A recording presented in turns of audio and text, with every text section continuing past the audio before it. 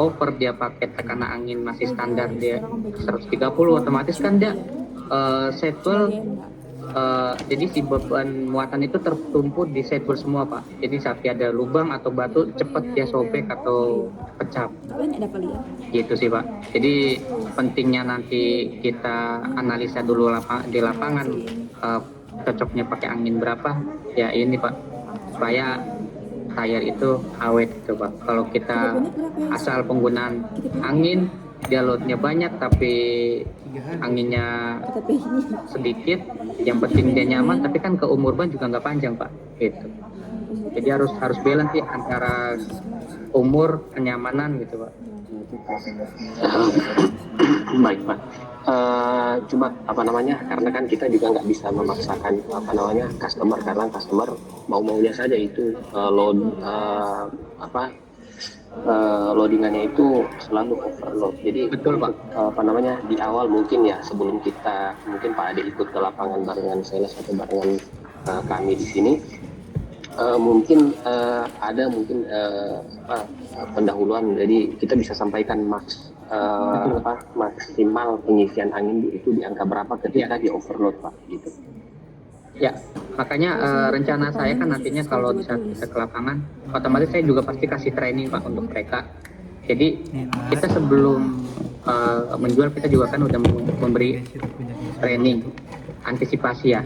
Bahwasanya kita kan merekomendasiin kalau pamannya dia loadnya sekian, ketentuan anginnya sekian. Jadi di saat nanti dia ada kerusakan ban atau komplain ban, kan kita juga udah merekomendasikan sebelumnya kan, karena dianya nggak mau ngikutin rekomendasikan dari kita, terus kejadian banyak cepat cakar atau robek, ya seenggaknya kita udah memberikan solusi dan rekomendasi Pak.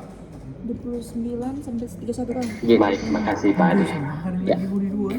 Bisa dilanjut Pak? Bisa Pak, lanjut aja Pak. Ya. Nah, kemudian di sini ada keuntungan dari pemeliharaan tekanan angin Pak. Nah, ini keuntungannya Pak.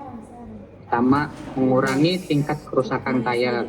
Kemudian menurunkan breakdown time unit. Yang ketiga, memaksimalkan umur pakai tayar.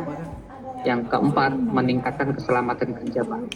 Nah, inilah keuntungan-keuntungan di saat kita menggunakan tekanan angin yang sesuai Pak dengan load yang dia miliki Pak. Jadi kalau kita tekanan angin sesuai, terus tingkat kerusakan tayar juga kan minim ya, jadi tayar kita bisa umur panjang. Kemudian untuk breakdown time-nya unit juga kan bisa terminimalisir, kemudian memaksimalkan umur pakai. Jadi kalau kita pakai kan di lapangan bisa mencapai lifetime yang diinginkan kan, kayak contoh 10.000 atau 14.000 km kan gitu kan. Nah, kemudian untuk meningkatkan keselamatan kerja, jadi kalau ban kita anginnya sesuai, insya Allah keselamatan kerja kita juga terjaga gitu Pak. Tapi kalau kita pakai anginnya udah nggak sesuai, ya namanya bahaya, nggak ada yang tahu Pak. Nah, kemudian di sini contoh faktor kekurangan tekanan angin Pak. Nah, ini yang sebabkan kalau tekanan angin kurang itu, pertama ada kerusakan serat atau run flat. Biasanya dia angin udah kurang tapi diabaikan, dipakai jalan, nah kerusakannya bakal kayak gini. Nah, kalau kayak gini udah susah, dia nggak bakal bisa diklaim.